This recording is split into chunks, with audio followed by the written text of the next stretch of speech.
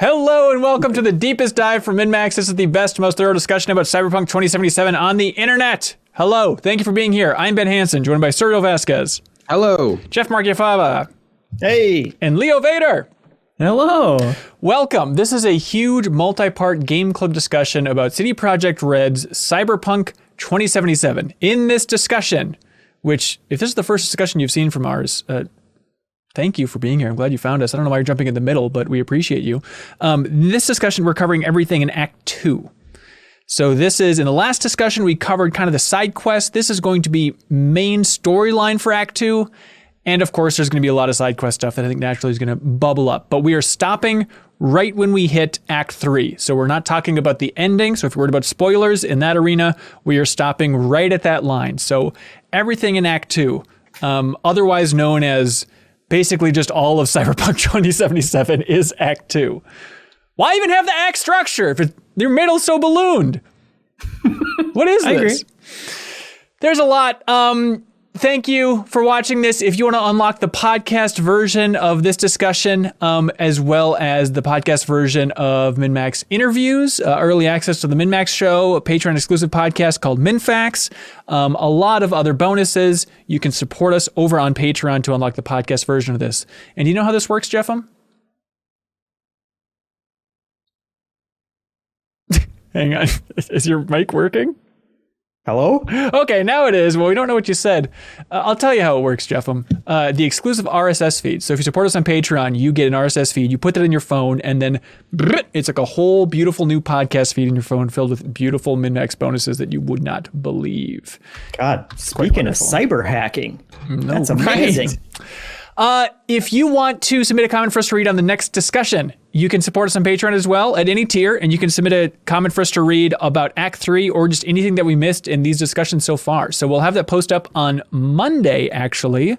So Monday the 18th. So if you support us on Patreon before then, you'll see that post and leave a comment, and then we'll read your words out loud without doing your voice. It's just going to be one of our voices, but it's implied that it's your voice. So thank you for those comments. We can do an impression. If you say, I have this accent, I am this old, we can do your voice. Yes. Just tell us how offensive your accent is. Right. And hopefully you all sound like Keanu Reeves, because we've nailed our Keanu Reeveses by this point. So we're going to get it exactly right.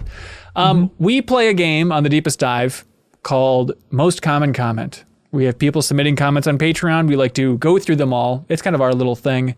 And then we figure out what is the most common comment for this section of the game. What were the most number of people writing in about? Leo Vader, what do you think was the most common comment about Act 2 of Cyberpunk 2077? But Act 2 of Cyberpunk 2077, I would say about the character Panam. Panam, interesting choice. I will tell you, before I opened up these, I was thinking, it's probably just going to be something strange. And my thought was, I bet it's going to be that section when you're with Takamura down by the docks, down by the river, and you're talking to Oda, and you're talking about like, oh, here's what really happened in Arasaka Tower.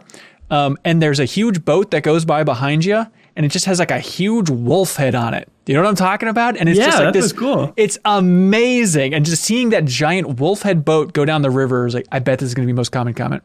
Nobody wrote in about it, but that's fine. Serial, do you have a guess? Most common comment? I was also going to say Pan Am. Oh, okay. Interesting. Jeffem? Keanu Reeves sex scene. Not a single person wrote in about the Keanu Reeves sex scene, which is troubling on multiple levels. Most common comment, close, Jeffem. It's for the automated love mission, the dolls in the dollhouse, and that kind of sensual scene where V's kind of just pouring out his guts to the doll. It seemed like that really struck a chord with the community, which is fascinating, and an act with so many things that's what gets them. But hey, yeah, I'm excited to talk about that. Yeah, for sure. How's everybody doing? Jeffem, do you have an hour count for how much time you've put into this sucker so far? According to last night, when I stopped playing at 3 a.m, I'm at 107 hours. Oh my God. I really? Don't know if that's completely accurate. It's gotten to the point where I'm like, this is impossible. I have put this many hours into it, but it might be. But I'm a little. It falls into that bucket of like, well, is this bugged like so many other things in this game, or is it working the way that it's supposed to? What level are you? I've almost maxed out my street cred. I think I'm not quite at level 30 yet for my main level. That's amazing. That's bugged. I've got a hunch. I'm at not quite 50 hours and I've maxed out my street cred and I'm at level like 37. Okay. Yeah, but you're way more productive than I am, Leo. That is I true. spend a lot of time slinking Sauntering around very slowly trying to choke people out from behind, as in real life. Yeah, I get it. Right on. Serial, how's Act 2 treating you? I'm at about 90 hours and I'm level 43, I think. And Okay. I've got my street cred maxed out. Nice. Yeah, I'm close to maxing out the street cred. I feel like, look, game club discussions, hard to divvy up. This Deepest Dive has really taught me the error of our ways for trying to divvy up an open world game, because I encountered so much stuff in this play session that we should have talked about last time for covering the best side content. And we didn't get to it yet because we were trying to minimize how much progress we're making in the main storyline to save that for this discussion. But it turns out so many great quests open up and kind of blossom off from the main quest line that structurally, I think this Deepest Dive, we've made some mistakes, but it's so hard to cover a game this huge that I don't know exactly how we would have done it. But basically, I'd like to say there's a lot of stuff that I regret not talking about last time. Leo, you seem to agree? Yeah, should side quests be the last episode next time we tackle a game like this? Does that make the most sense? And just take notes on them throughout? I think you're probably right. Yeah, but some of these, I mean, with like Judy and Pan Am, a lot of it's tough to even figure out what is side content, what's the main content. I guess it starts with two main prongs, and then you can continue those as side prongs if you really want to. Otherwise, there's the main thing. And I think just the structure of Act 2 is so interesting overall, how they're constantly trying to hot potato V between like all these different quest lines. Like you'll finish a Takamura quest and it's like, bling, bling, Judy here, how about you come over and help me? You know, it's just like they're constantly pulling you and not letting you stick on one path for that long, which was kind of frustrating. I kind of wanted to stay in my Takamura groove for a while. It's like, okay, I gotta go with it. I really liked that. I liked when it said Takamura is going to be doing reconnaissance for a day, do your own thing. And it was like, okay, yeah, I do. That's one of those things that helps with the immersion for me. It's like, I will spend a day and night cycle just doing these side tasks while I wait to hear from this person on this big job. Yeah, there's weird stuff that would pop up though. Like, I was like, okay, I think I'm going for the Judy romance. And then Pan Am just kept calling me first. So I guess I'll just like continue this storyline. But I guess ultimately it didn't work out with Pan Am. And I think it's because of one dialogue option that I whiffed, where I was like talking to her over the phone and she's talking about like describing her situation. I forget exactly what it is. And I just chose as my response from V's point of view, just to say, okay. I was just like, okay. And then V kind of had like a flat delivery of it. And then Pan Am's like, you know what? Never mind. Okay. And then there was no romance options later on. And I wonder if it's because of just that like ambiguous okay had a different meaning than I thought it did. Hanson, Yeah. Are you playing as a woman? I am. Then you can't do it, is the answer. With Pan Am, really? Yeah. Oh. That's right? I'm not making that up. Yeah, I think Pan Am is only romanceable if you're a guy, and Judy is only romanceable if you're a woman. Okay. But the frustrating thing for me with that is that you're basically you're kind of still just walking through all the romance options, and then it kind of just cuts you off at like 90%, which feels kind of crappy. I mean, I get like Friend zoned. Yeah, I feel like an a-hole complaining about like, oh, this massive open world game that I've played 100 hours of content with isn't doing more, like branching things out even further. But that feels like kind of a cheap way to kind of like split up these people's sexuality, where it's like, okay, I understand the decision that you can't romance everybody, and that's totally fine. But then don't make it that you are essentially romancing them until you get to kind of the finish line, quote unquote. And then it's like, hey, no. And like you experienced, Hanson, it's not even really like, sorry, I'm straight or whatever. Right, it's just kind of like, you're getting the cold shoulder all of a sudden. It's like, well, did I do something wrong during that? Yeah, or, it's so weird because there's like that pivot where it's like the one extra mission for both Pan Am and Judy, where it's like suddenly you're into it and it's so flirty. It's just like, okay, some dial has been flipped now and we're in full on flirt town. And then Panam's just, actually, we're just friends. It's fine. Yeah, it's fine. I'm just confused what I did. The limitation on that is kind of weird because I feel like they did already put that stuff in the game. And I think that because they set up at the beginning of like, hey, you're like, they they remove the tie between like, gender and stuff in the beginning where you just kind of change your voice and you can choose, you know, like what kind of organs you have or whatever. But like the fact that they kind of that initial thing says, yeah, that's not a big deal. You can kind of choose all these elements individually and then decide whether like whatever your gender is. And then for them to limit that stuff very arbitrarily seems really weird to me. To say that like, well, Panam is only into this particular type of person. It seems like a weird thing to set up. Like, well, you can choose to be whatever you want to be, but people will react to you based on that. It seemed, yeah, I don't know. It seems like BioWare has been learning these lessons for a while. Like as we go on, you just got to leave everybody open, and you just have to account for it with the writing somehow. That everybody's game for everything here. Yeah, the thing is I have seen some criticism because there was like recently a mod that people added that lets Judy be romanceable even if you're a guy, and there was some backlash to that of like you're kind of just trying to turn lesbian or like bi characters into straight characters, and you're kind of forcing the game to do that. Right. So I definitely see that side of it of just like people are into whatever they're into, and like we shouldn't try to like force them or whatever. But it does seem to like it should have just been like like everyone in this game is bi effectively, and they're into whatever maybe, I don't know, like I'm not gonna like venture too far into that, but it did seem weird that like the cutoff for that stuff is the same exact thread as you would have had you been romancing them, but then at some point they just say no for reasons that they've just made categoric.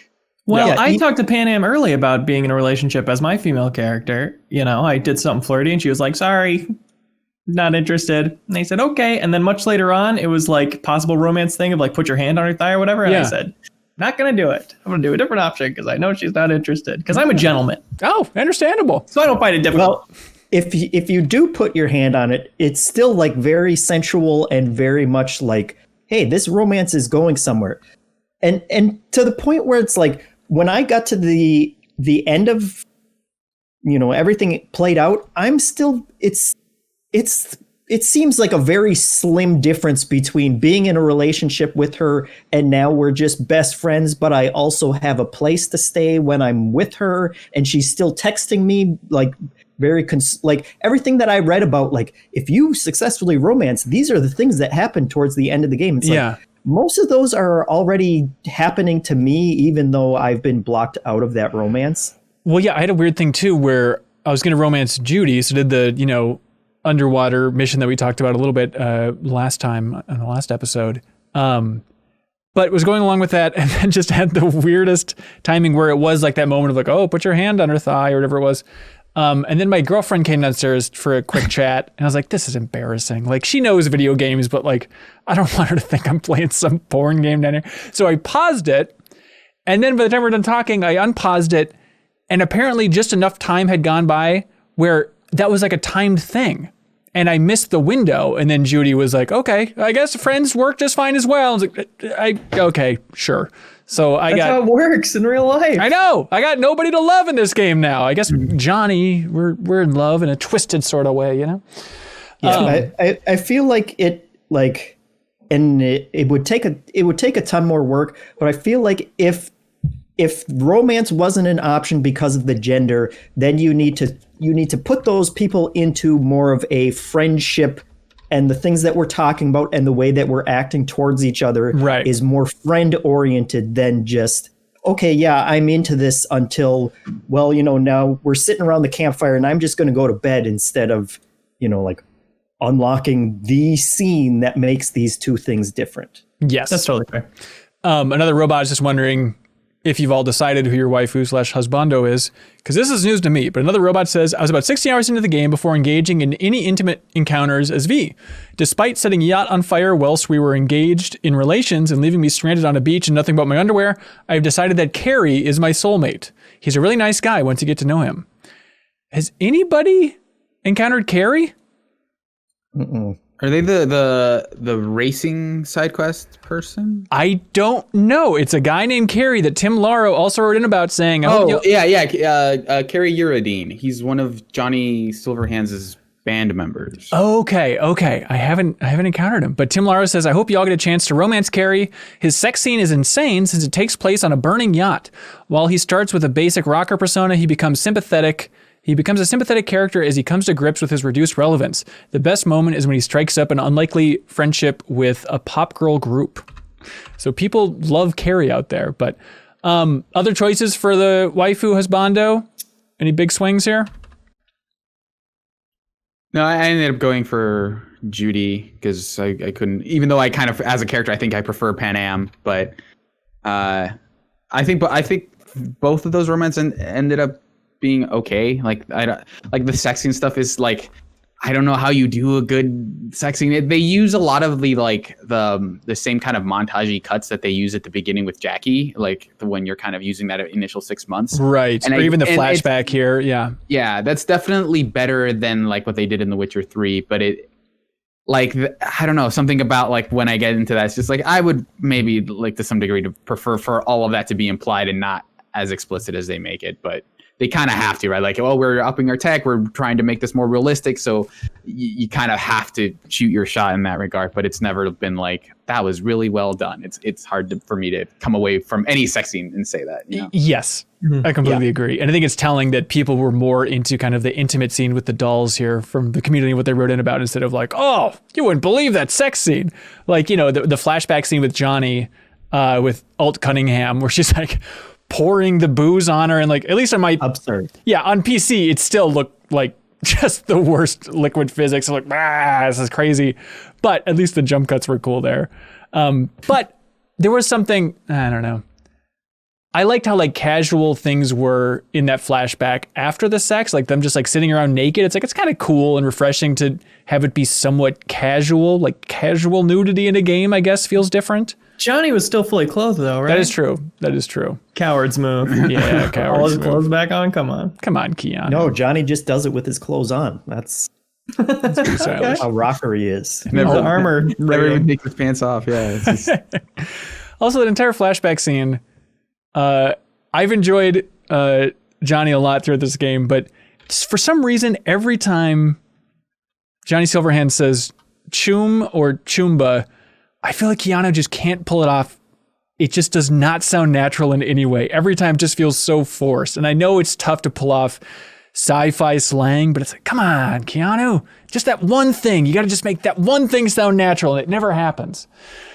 Makes me wonder, I know this is sacrilegious. We all love Keanu Reeves. Have we all forgotten that like larger theme of the fact that he's not a great actor? I feel like that was the storyline from the inception of his career up until John Wick. Then it became Keanu Reeves is the best person alive. Don't mess with Keanu Reeves. And I love John Wick as much as the next guy. But do we all forget that larger picture that he's not the best at delivering lines at times? I think the difference is people started writing stories and characters for Keanu Reeves that just kind of fits that Keanu Reeves personality. Right. Like, because he was good as Neo.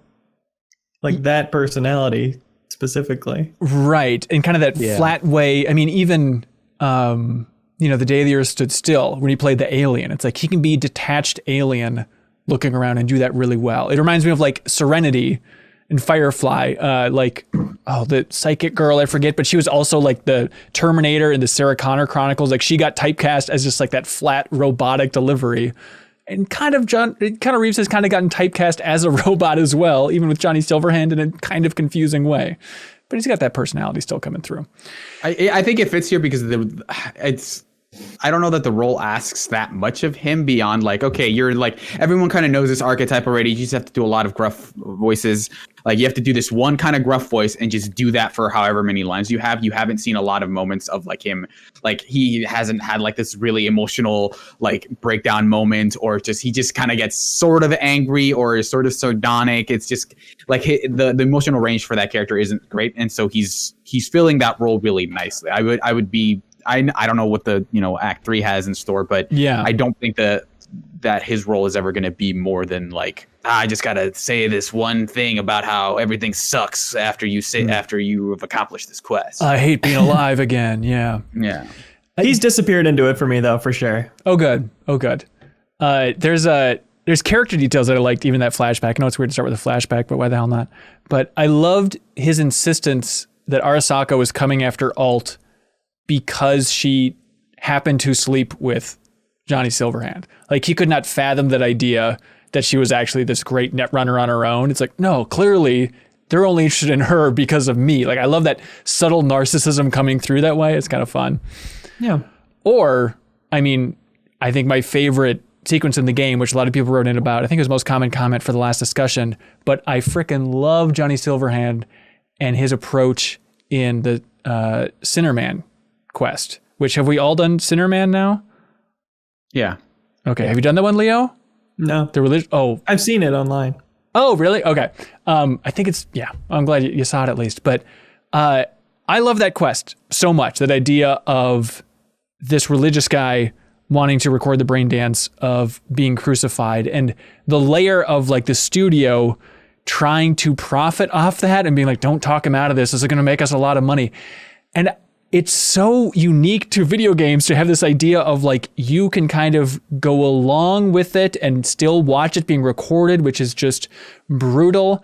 And then when the studio calls you up later, it's like, hey, by the way, here's your profits. Here's your cut of the movie. Thanks for having that, like lining everything up for us and encouraging that to happen. And like feeling guilty about profiting off of this religious zealot crucifying himself. It's like, that is a weird feeling for a video game that I just am fascinated by.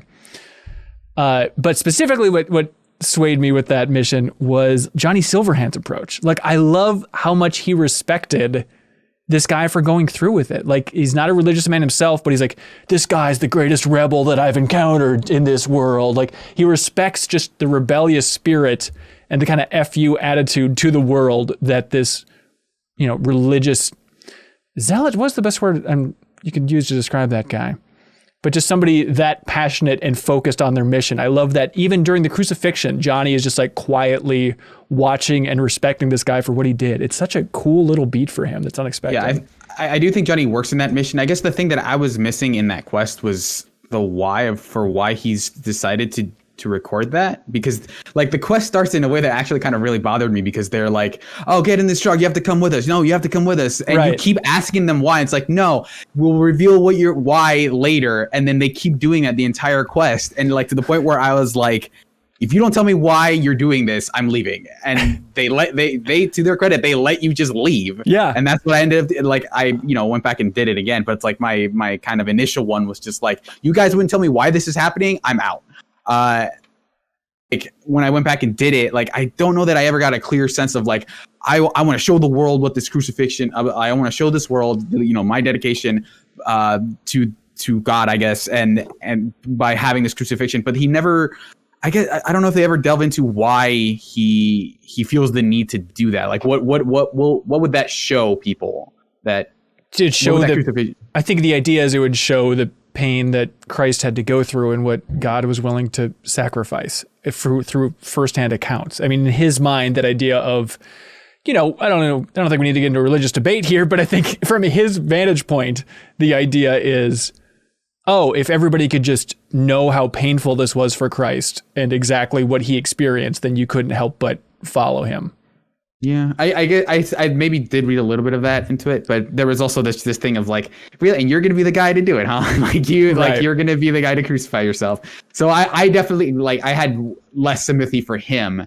Like the concept, I think, is cool, of the idea of like recording this thing live, but I ended up watching it, but not participating in it. Mm-hmm. But I think you definitely can do it yourself. You can actually nail him to it? I think so. I think that was. Yeah. Oh my God! Yeah, I just watched. I'm like, I can't go near that. And even just watching and hearing him screaming, this is brutal. Yeah.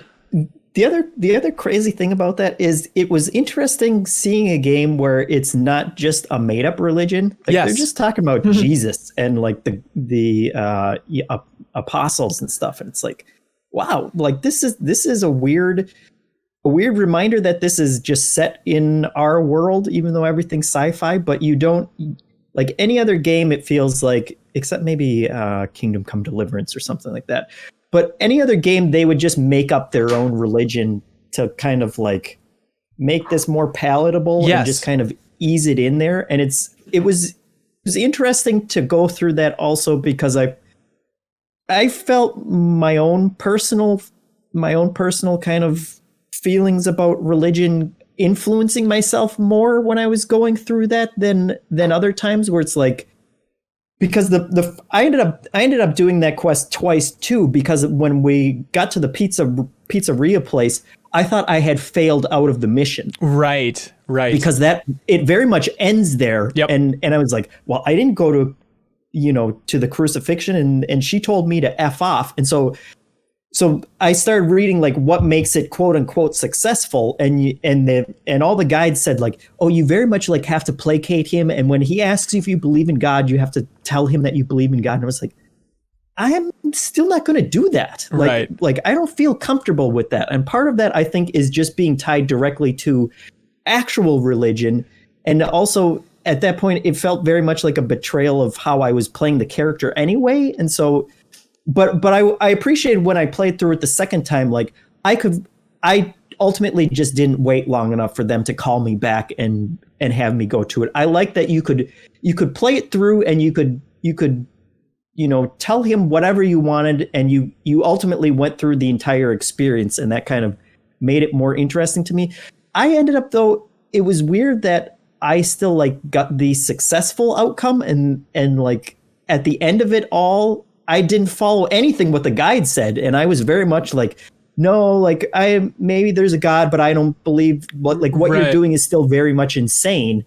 And at the end of it, they were still like, hey, it's a huge success. You did great. And totally. It seemed like there weren't, the consequences didn't follow through in terms of what I was telling him, because I think I was kind of poisoning his mindset, but he seemed okay with it at the end. So. Right. I don't know if that's a testament to the writing or it's just, there's less flexibility here than you'd think, which I think is a larger theme from a lot of the comments here. But yeah. I totally had the exact same thought of like, well, this is bold to actually talk about Christianity in your game. And then I stopped and thought like, well, what's it saying? Is it anti-religion? No. Is it like extremely pro-religion? Yeah. No. It's that wiggle room where there's no real argument strongly that you can't have this in your game because it shows somebody being really too into Christianity. Right. Okay. Like I think that's maybe indicative of like a larger theme of this game, is that it presents a lot of ideas that feel like, oh, these are like third rails, but all it really does is point to them and say like, there's a third rail in that train. Don't touch it. Yeah. Right, because it'll talk about a lot like, oh, like does having implants, does that make you less human? And that's really kind of where it stops. It's like, does it? Like, hey, that's for you to decide. And then like, so it's just basically keeps pointing at those third rails and said like, look, there's a third rail there. Like that's a really touchy topic. I don't know, man. Like I think that's fair with cybernetics and stuff, but I think this game touches on religion and death and tries to have some slow down discussions about it more than almost any game out there. Like you got to give it up for the amount that they're at least trying to have these discussions in a game.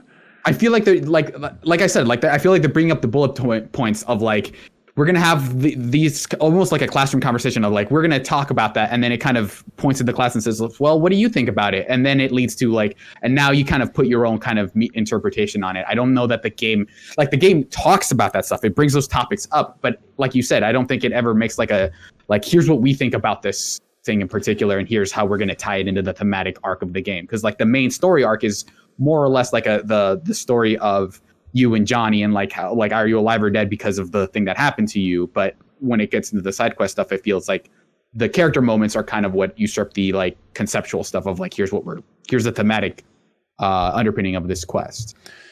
Yeah, I guess I don't need them to have a takeaway lesson from that. I like just more the ambiguous nature of, V being scared of death and questioning exactly what her existence is, what Johnny's existence is. That's more interesting to me, I think, and it does tie back into that main line then in that kind of subtle way. I like how it uses those things as just tools for world building. Yeah. And I agree. I think it's a fair criticism that they don't really have much to say about a lot of these topics, but it works for me as just a world to explore things like walking past a TV and seeing that, like, oh, in the corner it's just playing commercials, and in the corner it says just ads. Like, this is just a channel that's all TV ads. And it's like, that's bad is implied. And it's also like, yep, that's 2 years away from being a real thing for sure. Yep. I will put that on Pluto TV and set it up on my TV behind it. Absolutely. Christian Feliciano, says one of my favorite things in Cyberpunk 2077 is the brain dance concept. Instead of being just used for a plot device, it's established, explained, and explored as a game mechanic, but also its implications for culture, crime, philosophy, and ethics. Cinderman's side job is a perfect example of taking that idea to its inevitable Black Mirror-esque ramifications. I think that's a great point. I think they squeezed enough juice out of the brain dance concept where it's like, that's a powerful idea in this world. And the fact that it ties in as much as it does for the main plot and side quests and just, world building, I think it's an excellent implementation of that idea. Yeah, I think as a game concept, I don't find it very interesting, like mechanically interacting with brain dances. I don't think that stuff is great, but they do an interesting job of like saying like, here's what would happen if you were able to actually relive something like this, of like, what does it literally feel to die and then not die on the other side of it. I think that is maybe like the one topic that they actually do explore, which ties into a lot of the Johnny stuff of like, you're vicariously living, like you're literally living through his experiences, and like, how does that change you as like a person as you progress? Yeah. Hugo H. I would throw in there real fast that the brain dance concept was in an old movie, and I can't remember what it's called. It's like Dark something. Does anyone remember? Demolition Man. Dark Demolition Man. No. But Johnny Mnemonic? It was very much Johnny Mnemonic? No, not Johnny Mnemonic. Reboot. I want to say it had Ray Fiennes in it, or the other one who I think it was Ray Fiennes. Harry Potter Strange and Days? the brain dance? Strange Days. Thank you. Oh, okay. Yeah, it was very much you put this thing on your head and it is putting you in the life of someone's experience, and it strikes a very similar. I was getting Strange Days vibes even if I couldn't remember the name of it. Uncanny. Hugo H2P says, I'm very disappointed by how underutilized Cyberpunk's internet is. You can always check the internet and different companies' websites when you log onto a computer. When I saw that on the first few minutes of the Corpo path, my mind was blowing up at the possibilities of how that could be incorporated into quests and investigations in a Hypnospace Outlaw kind of way. But I think it never really did, unless I'm missing a quest. Is there any other mechanic or system you guys felt was built in but underutilized? I think that's interesting on the computer thing, because you do start out kind of going through the UI for the Corpo path, and then now it's just like, I don't know, you go into this building. And, yeah, they have an email here that I can read. Yeah. I feel like they make a really weird point, not intentionally, but it's like the idea that there are way more like spammy emails and actual content emails in anyone's inbox. I think is a weird thing, that like the internet is mostly comprised of spam emails, 8 websites, and like the personal exchanges of very relevant information. Yeah, the 2 most important emails you got. Yeah. They really just don't do a whole lot with the internet. I think there's one side job where I had to like look at a website and kind of look through it for specific information, but it was very superficial. And yeah, I kind of, anytime that I hack into a computer and it's like, oh, it's just the net. There's, it's the same 10 websites that aren't going to be any different every time that you log into it. That's kind of disappointing. Yeah, I mean, that's a pretty tall order to create something more complex. Why didn't they like recreate an internet? Well, I know. But I guess building a world like this is also a fairly daunting task. Maybe too daunting, as judged by his current releases. Yeah, I will say that in terms of things that I feel like are kind of underdeveloped, I will say like the AI as a whole feels a little bit really underwhelming, especially like as someone who likes to play stealth. Like by the end of it, I wasn't really fighting that much, so like my guns didn't really matter to me so much as like all the hacks that I had to blind people.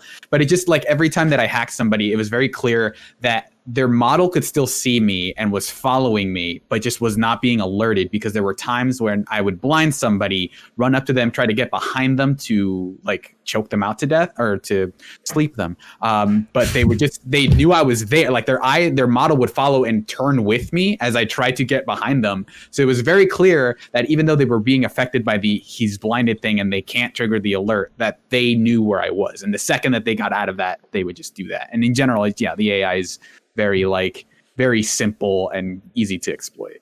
I would say along that same track, for as much as this game does well with its immersion, I don't want to be living in a world where games still, when you walk in a hostile area for 1 second, they shoot to kill. When you go to the wrong area in the Clouds Club and they're immediately trying to blow your head off. I was so confused what was going on at this point. Yeah, so you want more people being like, hey, how about you get the hell out of here? There's a couple of those moments. Hitman does it great where it's like, oh, now there's a waypoint for where I need to be for him to not continue to get mad at me, and they'll forgive me if I go back. Yeah, that cloud scene was so quick. I was like, is this a bug? Are they supposed to be back here? Like, I don't even understand what is happening with, every time something like that happens in that game, there's always just like that confusion of, is this supposed to be happening right now? Every time I'm slightly thrown off by any way this game is structured, I immediately just assume that maybe it's a bug and I'm not in the wrong. Yeah, that actually, Jeff, for you, I found that because the game can like kind of go, weird so many different ways, do you find yourself like saving and reloading a lot? Because I feel like having that F5 key definitely was like a huge boon for me of just like, okay, I'm going to stealth this guy because this game could fall apart like in the next 10 seconds, so I'm going to save now. A billion loads. And the console version does do a good job. You press the back button essentially, and it pulls up the saving menu, and then you just press the Y button, and that's a quick save. And you can immediately leave that menu as soon as you press the Y button. So I was just like tapping through that, pretty much, every 2 minutes or whatever. Okay. Oh, well, that's good to hear that they have that. And it overrides, it overrides your other quick saves, so you don't have a billion saves left on your machine. But that is pretty much necessary, and there were definitely situations where it's like, well, I don't have to save right before I do this little thing, and then it's like, oh yeah, okay, now I'm stuck in geometry, and I should have I learned my lesson on that. Oh god. I think so. All of you are playing stealth, because even though I told myself I'm going to get more into hacking, more into stealth last couple times, I haven't done it. I've just been upping my strength and just ripping through doors right when I get to it, which is very satisfying, by the way, just to like blast through and sprint. But that kind of ties into a larger theme where this game is a lot easier than I was expecting. I'm playing on normal. Maybe I should have upped it. Leo, I know you're playing on hard. It's like, it feels too easy until you get one-shotted, which happens all the time. Yeah. It's so annoying. Just instantly dying out of nowhere. And it's not like, oh, I've been detected, I'm gonna die. Like, it is, a lot of it feels like, oh well, it's just gonna be my luck about whether they're just completely inept at shooting me, or if they're like pinpoint snipers immediately from like point blank range, where it's just like it like on an alert to alert basis, it just feels like, okay, I'm spotted. Am I gonna immediately get melted, or are they just dumb enough to like shoot and not ever hit me?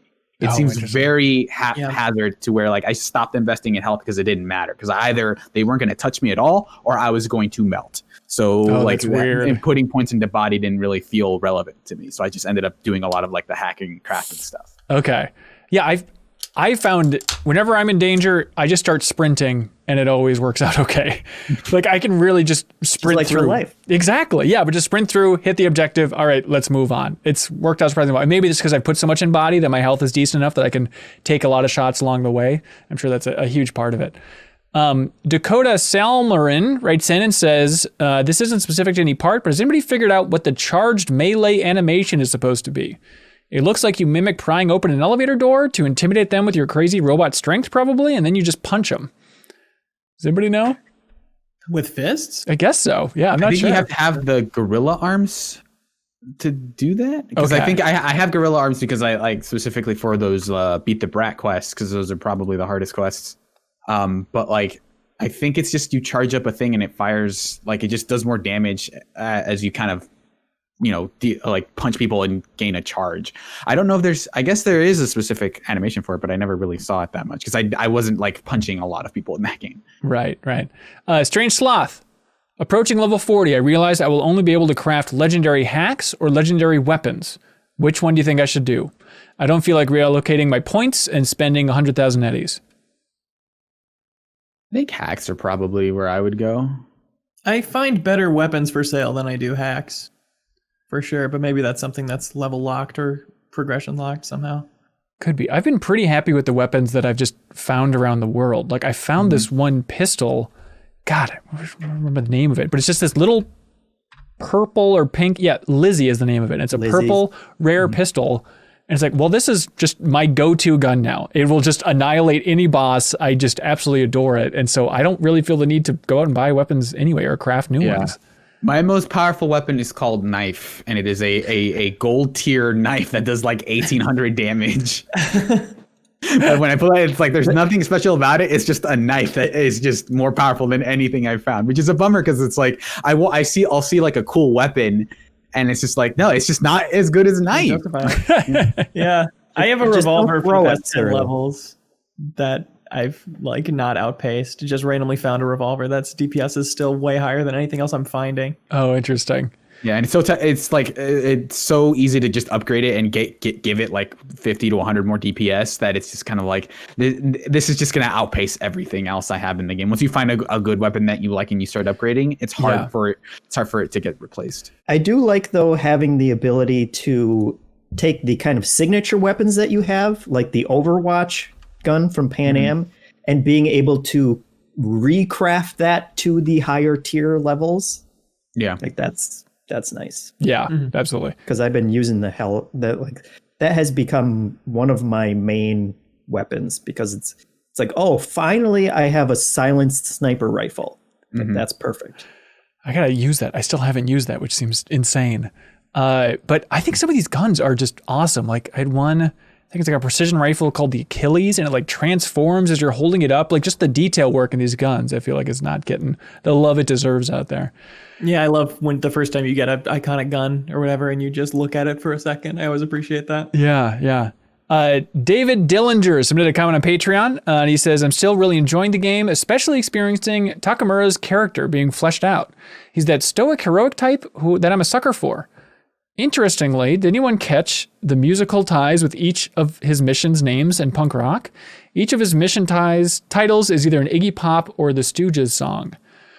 It goes beyond that. I mean, Reddit has compiled a list of, I don't know if it's every mission in the game, but just about is a song title, which is fun.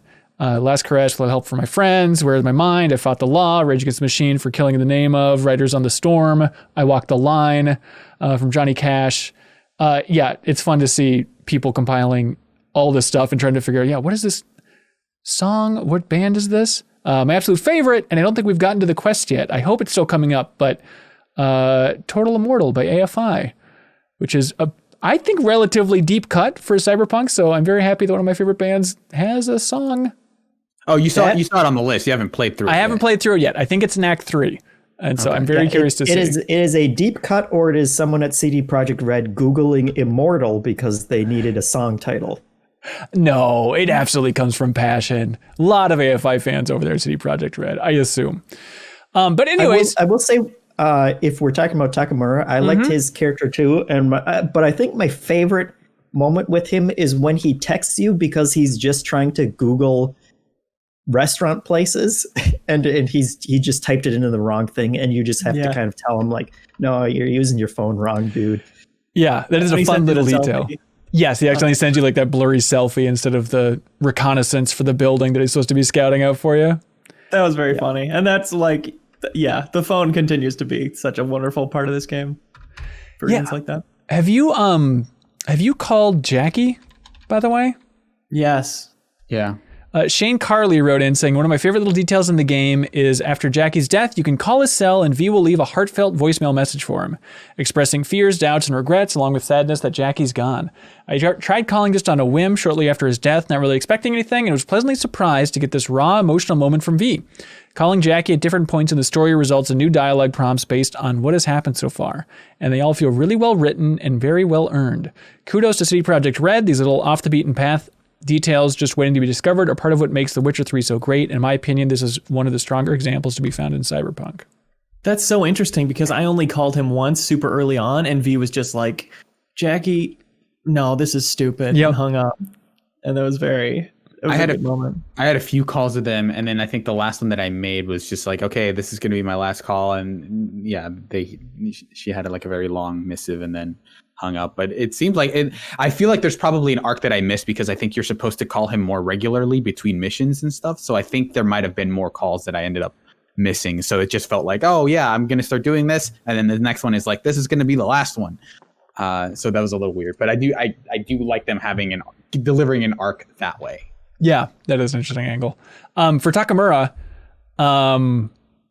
I felt like meeting him in the diner, meeting him in Tom's diner at the beginning of Act 2. First of all, there was this guy eating a hamburger behind him that was very distracting because I was zoomed in on him the whole time. he was just like rubbing his face in this giant hamburger. But that conversation was frustrating because I think Takamura is cool. Specifically, I think he looks really cool. And then V was just such a dick to him.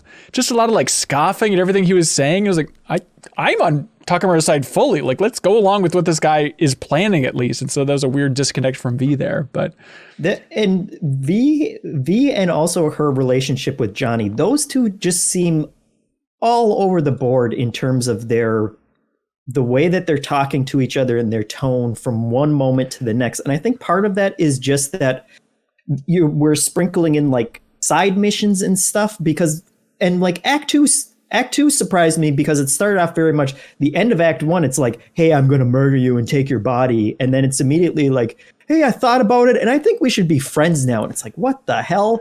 But then it just kind of flip flops between those two emotions throughout a lot of side missions and stuff. And it felt very inconsistent. I just wanted to be friends with him. And then every now and then it's like, okay, I guess we're being dicks to each other again for this interaction. Right. There was specifically one interaction when you're filling out all the options to like hijack the floats or whatever, and then he's like, well, I'm switching plans or whatever, and she just basically says like, oh, is this your elaborate seppuku ritual, which I think is uncalled for. That is right. That is maybe a little bit much. Well, that's exactly right. Yeah, Donnie writes in saying, I love Takamura. He's heard about what happened to him, but still wants to look out for others that he cares about rather than just seek revenge for being made a fall guy. He's also awkward at texting, loves cats, and he's a foodie. Just a fun guy to have on missions. And then they write the generic Japanese man talks about honor like their culture is limited to samurai films thing, and I get upset. And then in one conversation, he talks about missing home without specifying where, and V goes, why don't you go back to Tokyo? How is this game such a roller coaster of good and terrible writing? That seppuku comment totally stood out to me too. It was like, that seems weird and out of line. And as much as I want to like Takamura, there's just a lot of his delivery is so flat so often, and I'm glad that they have those little moments with the phone and stuff to try and get more personality across, but he does come across as just kind of Japanese noble stereotype man. As much as like they kind of build him up as a character that you like or whatever, they do kind of stereotype him and other him, but like saying like the most interesting about him is that he's Japanese or like or whatever this world's version of that is. Yeah, that's his main thing. Right. GRN writes in and says, during the quest, Life During Wartime, after you're done questioning Hellman and leave him with Takamura, you have another health episode caused by the J-chip. The game immediately gives you the option of shutting Johnny down with pills, but I decided to hear him out. Well, he talked about expected stuff like how corpses are evil and how he'll take over your body to bring them down if he has to. He also spoke about what it was like to live in a body that isn't yours. He mentioned limbs being the wrong size, hormone balance being off, even genitalia being a mismatch, and it made me realize that he's experiencing dysphoria. For female V characters, I imagine it'd be even harder for him since he'd be experiencing gender dysphoria as well. I'm really glad that I didn't shut him off with pills. The moment helped me understand what he's going through better than any other point in the game so far. I really liked that scene as well. And I think it was another moment too where Johnny was just talking about how like, hey, it's not easy for him. Like he has to contend with all of these thoughts and memories. Like he's going through a lot, even though he's just a little Cortana up in there. Yeah, I actually do wish they delved a little bit more into him being specific about that stuff, because I think that would have been that's a really good avenue for them to have like kind of mirrored your choices back at you. And just say like, oh, I have to do all this crap. Like the time you did this and you did this, and like that Jackie guy, like I don't feel like he's ever really mentioned Jackie that much or like brought up a lot of your history stuff, which I think would have driven home the point of like, yeah, I like the same way that you're having those flashbacks to me, you know, my entire history, I kind of know a lot about you now. And so they ever just say like, they kind of, you know, boil it down to generalities of like, yeah, I have to deal with your bull crap too. Yeah, maybe that's coming in Act 3, and imagine for more of like an emotional... That could totally be the finale, right? Gut punch, yeah. But I do like where it seems like the story's going, and I hope they kind of play with it more about that idea of them starting out and being like, hey, you're going to get more radicalized, V. And then as you push forward with the story, it's kind of a little bit of that Total Recall effect of like, am I really doing this because I want to be doing this, or am I just feeling the role of being a radical because Johnny is slowly encroaching more and more of my brain? And they even have a little moment towards the end of Act 2, you know, where V is like lighting a cigarette, or you can choose whether or not you light it, I believe. And it's just that idea of him seeping in more and more is fun, especially as that it relates then to that idea of you're becoming more and more extreme through the gameplay. Well, is that because of Johnny infiltrating V's more pacifistic mind, even though she's I've noticed my quest objectives becoming more radical as time goes on. Yeah, exactly. I mean, I think that's a fun idea, and I don't know how much they can hit it in Act 3, though. Do you all like the whole coughing in first person? There's a whole lot of that. I'm tired of it. I didn't mind it for a while, but boy, they hit you with it a lot. Yeah.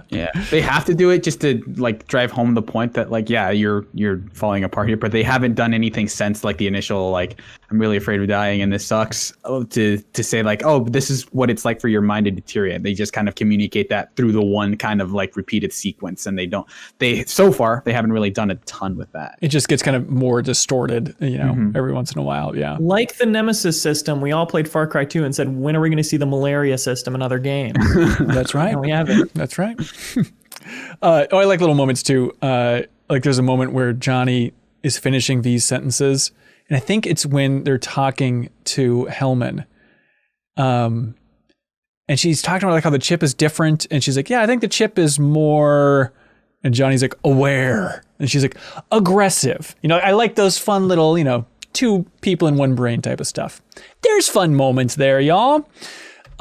Cream Agree writes in and says, one of my favorite parts of the game so far is the automated love section. I hope people didn't pass up the opportunity to have an open dialogue with the doll, because it was sensitive and unnerving and probably the best character moment so far. I'm loving the game so far overall, warts and all. Yeah. That conversation was great because it's like surprisingly deep to the point where V's surprised by it. And then they're like, no, we're responding to what your brain is looking for. Yes. Which it made it a very, like an extra telling scene as far as who V is. It was the moment I think so far that it's caught me the most off guard in terms of like, okay, you're kind of doing this because you have to, like there's this whole high kind of setup where you're kind of here for ulterior motives, and then you realize like, well, you're just gonna have this like weird therapy session, and then you're just kind of like, well, while I'm here, I may as well just lay out everything that I haven't been able to process because I've been too busy with other stuff here. I may as well do that now. Yeah, I think we've talked in the past about V's a little bit hollow, and I think this was the scene where they're really trying to drive home this is who V is, and it's an amazing way to present that in the plot, to be like, well, we've scanned your brain, this is the conversation you want to have the most, and it's just V talking about being scared about not being remembered and scared of death, essentially. And I think it fleshes out the idea, which is interesting. Like the whole doll idea is interesting to begin with. The idea that these people kind of rent out not only their bodies, but their minds, and just kind of turn themselves off for a while so that an algorithm can take over and do things with these clients. But that adds an interesting layer on top of it, where it's like, well, it's not just sex for everyone. It's like specifically whatever that person really needs, that's what they're coming there to get. Yeah. Like just co-op in there, you know? Hell right. Yeah, man. Like Mario Kart 1-on-1. I loved in the lead to the dollhouse. Real life. I love in the lead too, like when they scan the brain, it's like, this doesn't make sense. There are two options for you. Like I love all those little beats, or like when you plug into the tank with Pan Am and she's like, do you have a virus? Because I'm detecting another entity. Like every one of those like subtle little nods to like people are weirded out that you clearly have two brains within your brain. Andrew Shelton submitted a comment on Patreon as well. It said the automated love quest with the doll, Sky, or Angel was one of the most breathtaking experiences that I've had in a game. I feel like I was living out the plot of the film Ex Machina in that moment with Sky. The ASMR audio combined with the philosophy-filled dialogue left me, not speaking for V, feeling oddly vulnerable, but in a good way. Did you all go through this quest sequence? What were your thoughts? I was checking out Steam reviews for Cyberpunk, which I think are sitting at mostly positive right now. And like the top review that I saw was like, important for all gamers.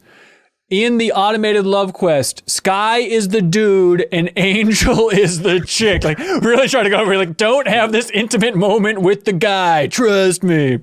But I ended up getting the guy. Which way did you guys break there? Yeah, that I am the person for who that is for, because I definitely thought like, yeah, I'll go with the lady, and I ended up choosing Sky, and it was fine. Like I don't know how much it changes about the quest. I can't imagine too much. Internally, that I am the person for who that message is for. Okay. But I don't care. Like it didn't really. I don't feel like I was like, oh God damn it. I was just like, oh right, I'm just dumb and forgot this person's name. Right.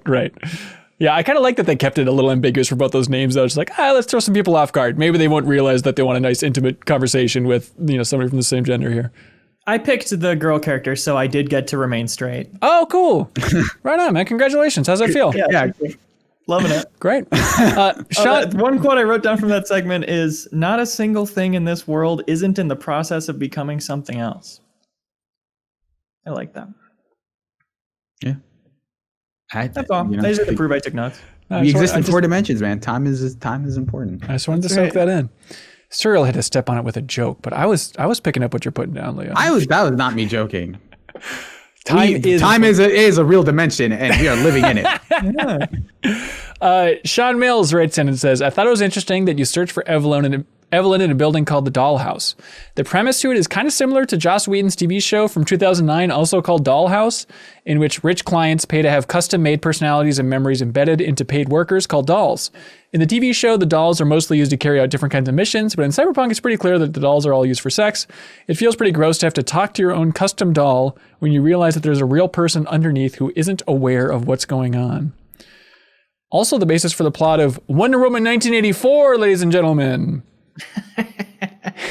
Check it out. One of those uniquely gross ideas that you think about afterwards, for sure. Yeah, that's what Cyberpunk's good for. Yeah. Can I talk about how I killed Woodman at the end of that quest? You absolutely can. We were chatting over the desk. He's not giving me nothing. I'm like, okay, I'm gonna have to take this guy out. And so eventually it goes that way, and he stands up out of his chair, and I just stop time and hack him and press suicide, and he pulls a knife out and slits his own throat. Oh no. And everybody went aggro from it, which is disappointing. I don't know how they would have known that happened. Yeah. There's another person in the room with him. Who could have done this crime? When I was playing through that mission, it almost broke my game to the point where like I would have been up the deepest dive, because I would have lost like 30 hours of gameplay. What? Because when I went through that entire place, I was killing the guards as I was going and just kind of stealth hiding their bodies. And then I got to Woodman, and it was interesting because I had a dialogue option that was basically just like, hey, this one guy who was in just like one of the random side gigs that I had murdered? And I was like, and he was like, yeah, he had an accident or something. I was like, I was the accident. And like, if you don't play along with me, like you're next, it was cool that it was just kind of organically pulling that in from a random side mission that I did. But he went along with me and then was like, okay, get out of here. And I couldn't leave the Cloud's place. And it like, I couldn't get my stuff back either, which is like, if you're going to take away someone's entire inventory, don't fucking like make sure it's not going to break at that point. Yes. But then I couldn't leave the entire place. And I was looking through, and it's a major bug that tons of people have had. And it was like, and basically all of my, quick saves and auto saves were in the place at that point. And so like, luckily I could go back and redo that conversation with him. And I basically had to murder him at that point. And that's what broke me out of it. But otherwise I would have just been trapped in clouds for the rest of my life. Tactical Dreamer is with you on part of that, saying, how in the world do games still take your inventory away, and then when they give it back, they don't put it back how it was? I'm talking about clouds, of course. This is one of my biggest pet peeves with games, and I'm constantly shocked it still happens in modern games. Also, on a smaller note, I had a bug that made my life appear as 0 out of 0, and I was invincible. I was running through explosions and gunfire like it was nothing, then the game crashed, but it was a great 20 minutes. That does sound great. That sounds great. Oh, sorry, not to continue complaining. Please. But the other thing is, after I killed Woodman, I had to leave the place, but they respawned all the guards again. So I had to kill them all again on the way out, too, which was fun. God. Oh, did you all get V's name in that doll sequence? Like, they call her Valerie. Is anybody playing male V? I'm curious what the name is. Are we all playing female V? We planned that beforehand. Yeah, come on. Would have been a deeper dive. I'm blowing it. We got to do it again. Let's do the deepest dive male role in Cyberpunk. And that one will only have men on it, Leo. Mark Sharon submits a comment on Patreon and says, I'm getting a lot of early Game of Thrones vibes out of this story in that characters that you thought were important will die suddenly and unexpectedly. It really hit me when Evelyn died. She seemed like she was going to be such an important character when she offered to undercut Dexter, and then she dies tragically off screen in Act 2, really keeping me on my toes not knowing who has the plot armor. That's good storytelling. Are you serious? I don't know. I think it's a disease a lot of writers have, is like the most interesting thing I can do with this character is kill them. And it's not a problem for me in this game necessarily, because I think the fallout of Jackie's death is like as interesting as the stuff you do with them. Yeah, and I guess here it kind of goes to fuel Judy, and like it seems like a big bonding experience with you and Judy is talking about Evelyn. So I guess that's ultimately where they're channeling that energy. But it certainly was confusing of just like, wait, this is Evelyn? I totally thought she was going to be a huge thing. Like her name is brought up so many times up until that point. Yeah, and it's in a side mission. You just get a phone call from Judy, like, come over, and you could forget to. Yeah. Very easily. Find her in the bath, right? Yeah, it's just bizarre. Yeah. Let's see, which direction to go? How about a quick one with Steve here? A quick one with Steve. He says, was anyone else blown away with the pizza party at Judy's house? I was amazed when she called V, asking about their topping preferences. Locust pepperoni? Yuck, he says. Then, when you are in her apartment and she begins to serve the pizza while discussing the attack on clouds, I was impressed with the specificity and fidelity of the pizza box animations. Pissed I missed that content. You know, I did it, but I think I got there a little late because they told me thanks for finally showing up, and the pizza box was already open. So I wonder if that's different. It didn't stand out to me, so I definitely remember mentioning locust pepperoni, but anything beyond that, I'm glad that you were paying attention in a big way here, Steve. Also, I like, it's just a little moment in Judy's quest line too, where she's pressuring you to give her a cigarette. And it's just another unique video game thing of like, I've never had to have multiple lines of dialogue arguing with somebody that I don't want to give them a cigarette, but it reminded me of like, oh, this is every conversation I had with my friends in college is trying to convince them not to smoke cigarettes. Because I'm really cool. Yeah. Thanks. Pretty punk rock. Chris Calkins says, playing as a stealth hacker with an emphasis on not killing, I think the biggest standout moment gameplay-wise for me was after stealthing past the animals in the mall and being blocked from the theater by Sasquatch. I scanned her and had the option to reboot her optics. After the quick hack uploaded, I crept forward, and once she was blind, I made a mad dash past her and slid into the theater doors, very satisfied. That does seem fantastic. I guess we're skipping a lot here, but we can go back. So with this mission starts Placide, is that how you pronounce his name, from the Voodoo Boys, and giving the tour of Pacifica, that beachside area. I really like his tour of Pacifica, and there's just like a helicopter in the distance just unloading into like this apartment building for like minutes. It's like, well, here's this part of town. It's kind of cool. And you find this area from Mr. Hands guiding you there, who sounds an awful lot like Bob Odenkirk, to the point that I'd be surprised if they didn't try to get him for this role, because it's uncanny. But then you meet up with the Voodoo Boys in the church and then go on this mission here. But this Sasquatch, I believe for me, her name was Matilda K. Rose boss fight.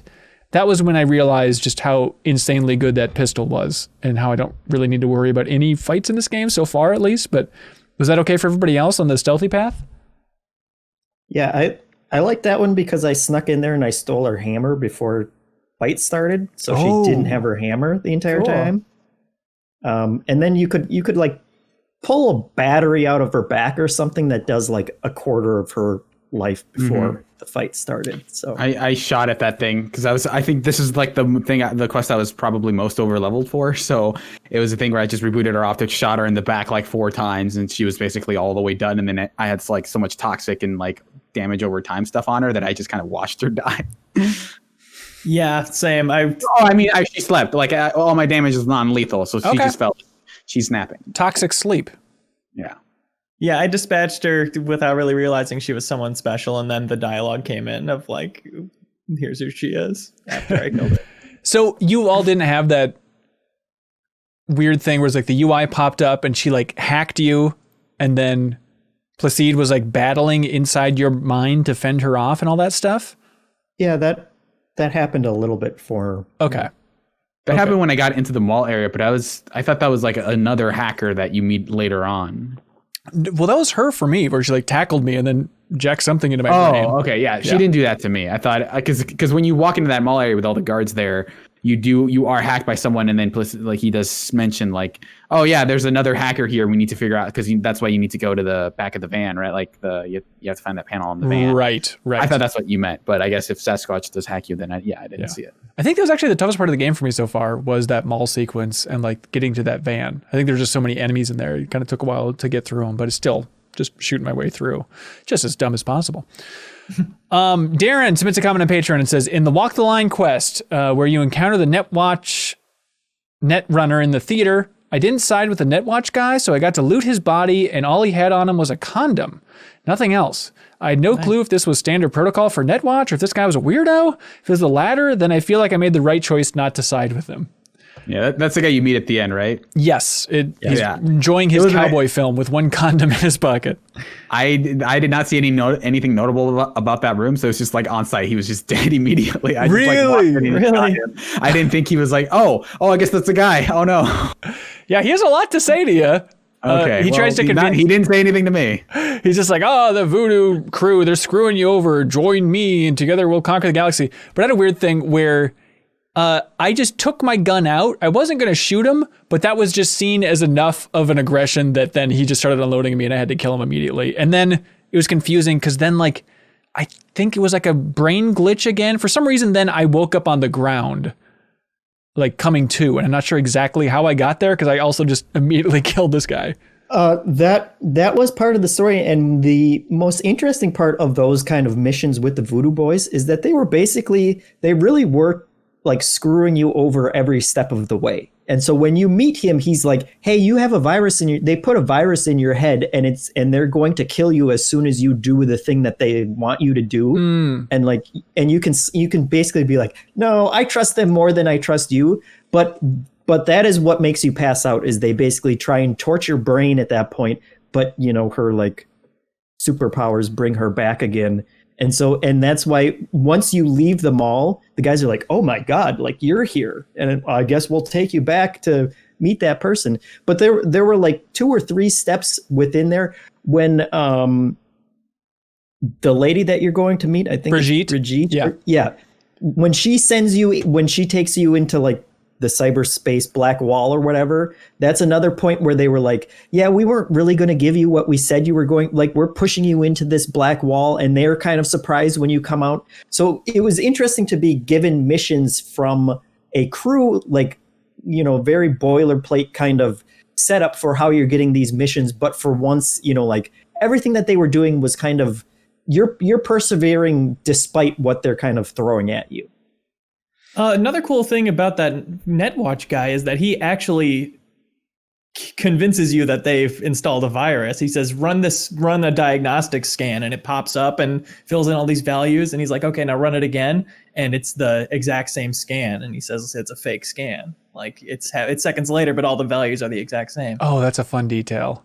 It's a cool moment. So, okay. So it for me, like there was a line where V is talking to Brigitte and she's like, oh, I don't like that Placide guy. He sucked. Let's be better. I hope you're better than him. But that's just the same for everybody then. It's just like quickly moving on from how quickly he was trying to screw you over. Yeah, I don't know if there's an option where you can kind of somehow give that guy his comeuppance, but it definitely implies that we need to figure out a way for him to not matter in the rest of the storyline. So maybe there's a way you can just kill that guy. Okay. Right. Victor Pham writes in and says, I'm glad I was able to wipe out the Voodoo Boys after being constantly betrayed by them. Did anybody else do this? That's probably what he's talking about, but I didn't kill them, I don't think. Yeah, I think you can when you get out of the cyberspace. If you talk to Brigitte again, I think there's an option in there to be like, you know what, you screwed me one too many times, and then you have to kill everyone in that little area. But I didn't do that either. I came out of cyberspace and everyone was dead already. Oh, really? I could loot everybody. Huh. I don't know how it happened. I was distracted because at the start of that sequence, playing the gig outside of Arasaka Tower, that riff continued throughout the entire segment. Leo, I had the same thing, and I thought like, well, that's pretty cool. I mean, for a little riff, I kind of like that they're just setting the tone. And then I got to the point of like, this has to be a bug because there's like serious conversations with Alt Cunningham, and this stupid riff will not stop. And other music. Yes, it was such a mess. But how long did it take you to realize that it was not intentional? A few minutes, and then I was like, do I want to load a previous save or just wait until I can get out and save myself? And I should have reloaded right away. Yeah. It was taking all my attention. It was a ridiculous rip. Okay, I'm so glad that happened to somebody else, because yeah, I think that Alt Cunningham stuff was cool about like, you know, I've transcended, I'm no longer Alt, I'm this superpower soul killer thing now. But yeah, I just couldn't focus on any of it because of this stupid quick riff that was looping. Yeah, it's so weird that I had the exact opposite bug. Like I told you guys last week about how I have this thing where just random sounds just don't happen, or like the lines of dialogue that don't happen. Like none of the performed music in this game happens for me. So whenever anyone plays guitar, it's just like nothing. It's just like they're playing air guitar. It is very weird. So I could have had that bug, except the bug wasn't triggering the right audio cue. So for all I know, I'm with you guys, but not really. Weird. I bet your cool stat is too low and ours is too high. That's what it is. Yeah. How often do you see something broken in this game? I was trying to walk through every 3 minutes for me, probably. Where are y'all at? That's probably about right. More than initially, for sure. The bugs have been out this act. Yeah, not as much for me, but it's definitely gotten to the point. I've had more crashes this time than previous episode, and it's gotten to the point where it's just like, yeah, this game just need more time. Like there's so many weird inconsistencies and things that pop up within missions. And that's another reason why I have been saving more, and I'll use guides when I go on main missions, because it's like, I don't know what's going to break. I don't know if there's something I should be avoiding here. Almost just to have a reference of like, this is what the quest should be going, how this quest should be going, and then like the way that the game deviates is, I guess, my experience now versus like, was that intentional or not? Yeah. I had a little moment where I was just watching an NPC and they were like drinking a beer or can of pop or whatever. I forget what they call pop in this world, but it has a cool name. And he throws it on the sidewalk. And I was like, that's really cool. Like, is it going to stay on the sidewalk? That's an interesting touch I haven't seen in the game. How long will it stay there? And then the can just like slowly floated back into his hands, and in the process became a pack of cigarettes. And then he was smoking the cigarettes. All right, you just lost all your respect, Cyberpunk. I'll have moments with Johnny where he's smoking a cigarette and then he'll like move his hand, but then through one of the movements they'll just create a new cigarette that's floating in midair. I would love just a compilation of all the cigarette glitches in this game, because I feel like they need another year of polish just on the cigarettes alone. Because even when you have it in your own mouth, it's just completely broken all the time. Just a mess. Yes, that's no bug. Sorry, our cigarette consultant was underqualified.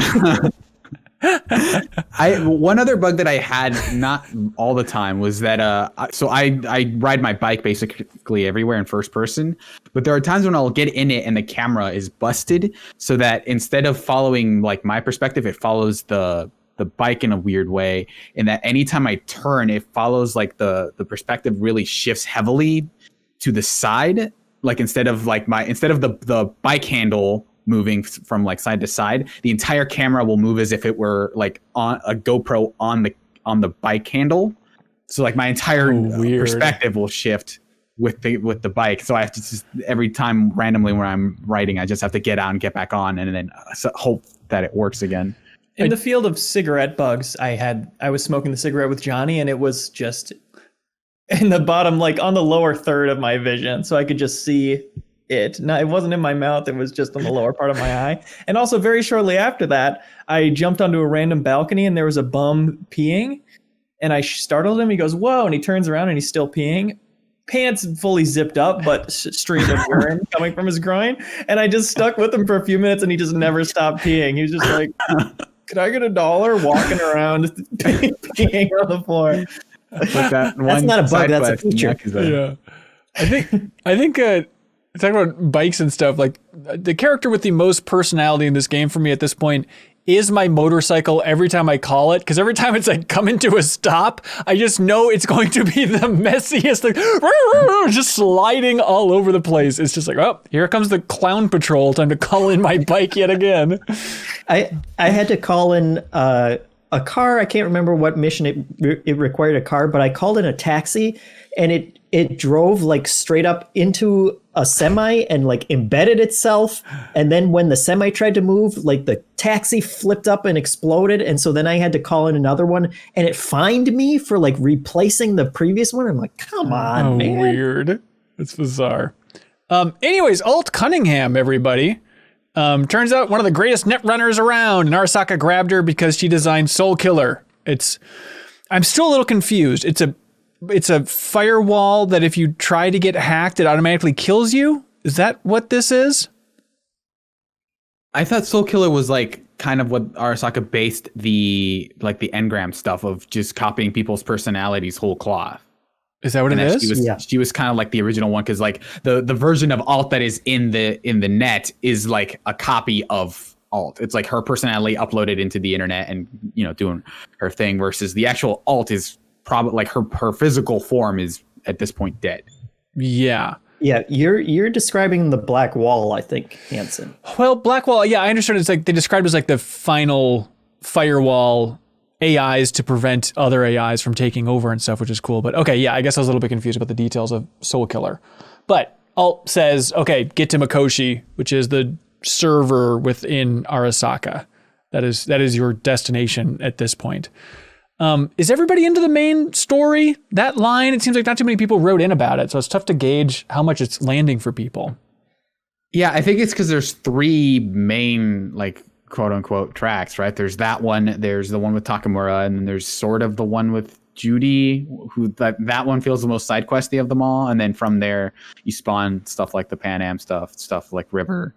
So it's kind of hard to delineate like what is main story and what is like optional, let's say. Yeah, I think that's where it's kind of maybe missing for me, is you could tell me all the main missions I've been doing were side missions, and I believe you for pretty much all of them, except for like, you know, the heist early on and the parade float one, like those bigger set pieces. Yeah. But for the most part, it's like, I thought I was so much more worried about my progress in this game, because it's like, oh, I need to do Act 2 by Tuesday, and I feel like nothing's happened yet. Mm-hmm. Right. Yeah. And then all of a sudden it was strangely over really quick. Like for putting 100 hours into this game, I also felt the same way of like I'm nowhere. Like we're still in the planning phase. How am I going to get through this? And I don't know if it's just like you're supposed to be bouncing between more side content as you're doing the main missions or not. But it is a very abrupt, like, okay, I did the parade, and then there's one very short mission after that, and then we're done with Act 2. And so it's a really long game, but also feels like very condensed because of that. Yeah, and I think the way the game staggers the quest lines I ultimately like, but it kind of made it hard to follow like what the main through line is. And it kind of reminded me of GTA, where you're kind of like, you take on quests from like this one person, and then that splits off into 2. And then like 3/4 of the way into the game, you're like, wait, what? How did I get here?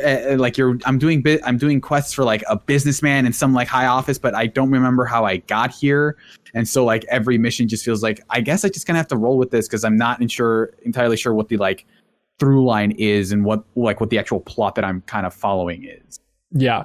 Right. Joe Kevchinsky writes in with a similar thought to Jeff. I'm here saying I had the same reaction when I got to the point of no return in Cyberpunk that I did in Avengers. Wait, it's just starting to get good. That's not to conflate the quality of the stories, which are light years apart, just their length. Seriously, the main story is shockingly short. I thought the Voodoo Boys quest with Ald Cunningham felt like the real story of the game. I'm a sucker for good singularity and sci-fi, and it lasted less than an hour. Then the Voodoo Boys told me to get lost and don't come back. The real story was just beginning, and the game told me it was almost ending. I'm glad I still have dozens of gigs and side quests to do. Hanako is going to be sitting there for a while. Leo, you mentioned it, that parade sequence. That was cool, right? What'd y'all think of that one? Yeah, I like the little moment where you can lean over the railing and just listen to the singing. It's like right before the last sniper, I think. Okay. Right up there. Yeah, I was. It's funny in games like this that have a pretty good like objective tracking on the minimap and stuff. Like every time they try and walk you through, like, okay, here's the plan. There's 2 different alleyways here, and it's like that flying camera, and it's like, I know I don't need to pay attention to this. It'll just tell me exactly where to go. But still, I thought it was cool, like navigating the verticality of those spaces, and the fact that basically it was laid out like our favorite map from Halo 1, which we talked about on the Deepest Dive for Halo 1 multiplayer.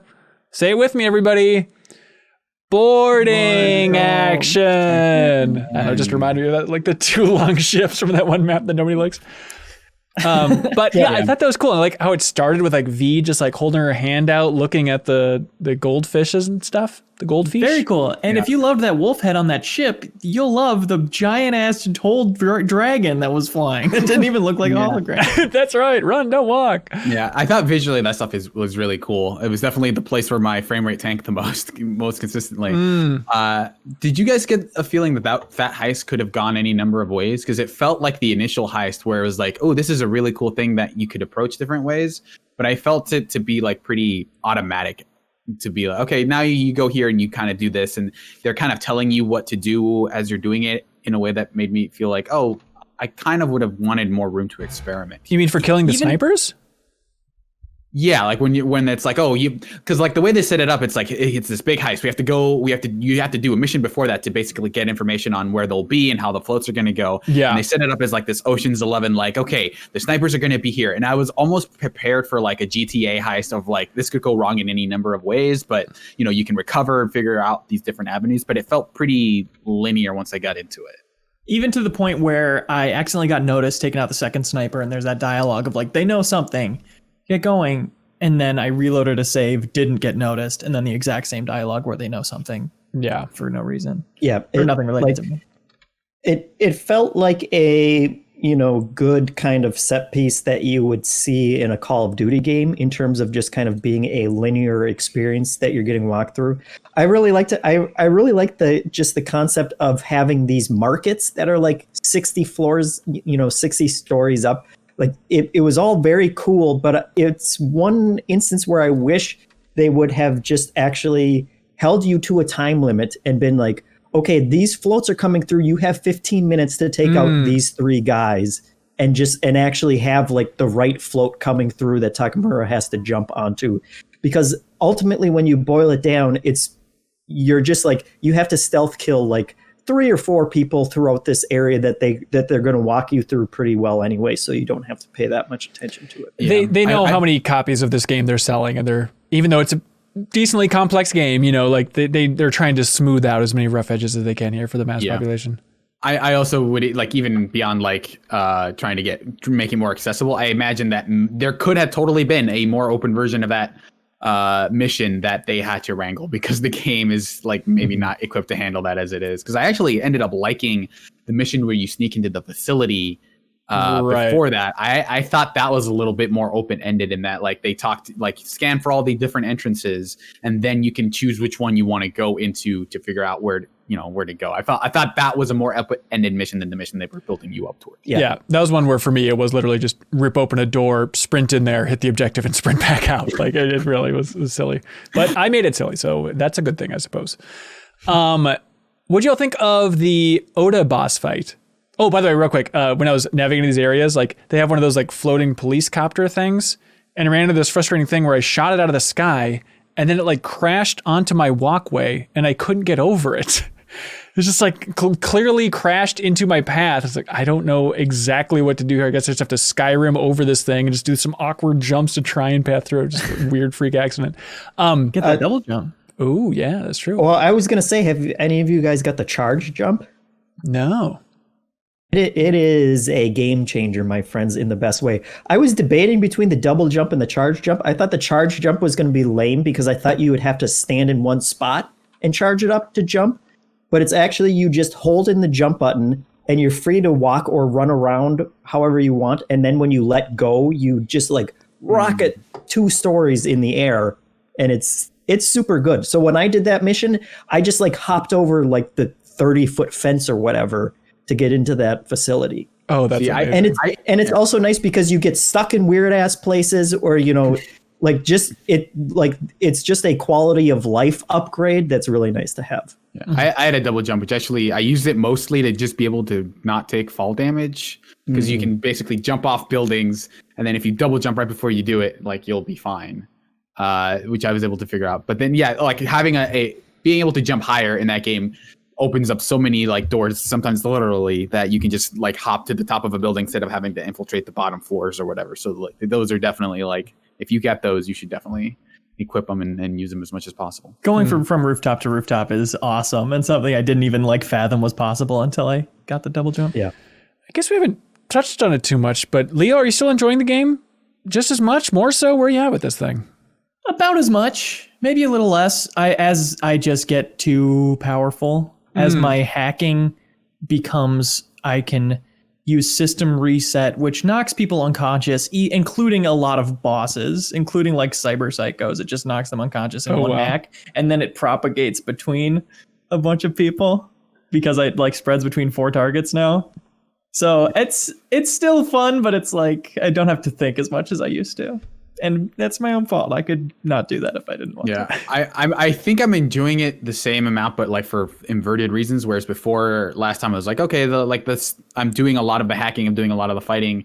Whereas that part I think has fallen off pretty hard for me, where I'm not like, it's like serviceable, but I'm not really enjoying it. But I think the story stuff I think is a lot better than it was before. To where like I love the stuff with Pan Am. That has been my favorite storyline so far. But like, yeah, like that stuff has stepped up in a way as the gameplay stuff has kind of stepped down as in terms of what I like about the game. Right. What do you like about the Pan Am story in particular? I think it's kind of it's where they find their comfort zone in that they're not trying to make this sweeping statement about like, okay, what is cyberpunk society? It's just like, we're going to do the thing that they're really good at, which is just having these really interesting cast of characters, and you kind of having these like all these different interactions with Pan Am. I think the amount of stuff that you do with her and the variety of things you do with her, I think is really strong, in that you're kind of, you do a stakeout where you're just kind of like shooting the shit. And then there's just like, we're going to do a big old heist here where that's going to be about, like that's going to go wrong in a couple ways. But you're like the way they explore like every possible part of the game with Pan Am and tie it into your relationship with her, I think is really well done. And like Pan Am, I think is a really strong character as a whole. I like her too, and I'm sure you and I are both on the same page, both as nomads. Like we have tons of exclusive dialogue with her, and it's a thing we're bonding with her about. Yeah. And like her struggle to like figure out whether or not she wants to be independent or return to the Aldecados, which is her like nomad gang. I think like though Mitch and Scorpion's like storylines, I think are all really strong. Like she has a really strong supporting cast. I think that's what sets her apart from like Judy and like a lot of the other characters, where I don't just like Pan Am, I like her crew. Mm-hmm. Like even as she's having these conversations with like I forget who the other guy is, the guy who actually leads the Aldecados, and they Saul? kind of come to. Yeah, Saul. Like he's a really good like kind of not villain, but like what do you call it? Like a foil for them. Foil.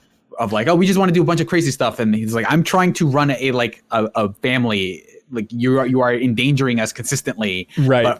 But it's like always in situations where you're like, I could see why either one of these people might be right, but I just happen to like Pan Am way more, so I'm gonna stick with her. Yeah, and maybe it's just the flirtiness here, but it is just fun through so much of her storyline that it feels like V is having fun, which is pretty rare in this game, but a lot of that dialogue is just like a little more upbeat and silly.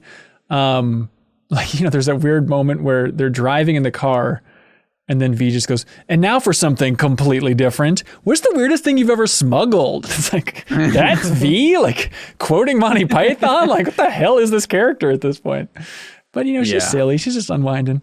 It's an interesting, unique energy for a side story path in this game to be like, I'm going out of town to check in on this person in this community. And it's like what I think a lot of what The Witcher 3 did best, not in these like, this is like the world altering, like the stakes are so high. I think it does like CD Projekt has consistently been good about having their best storylines be the ones with the lowest stakes of just like, we're just going to sit here and camp out for a while we're waiting. And then that's when you get to have these really interesting conversations.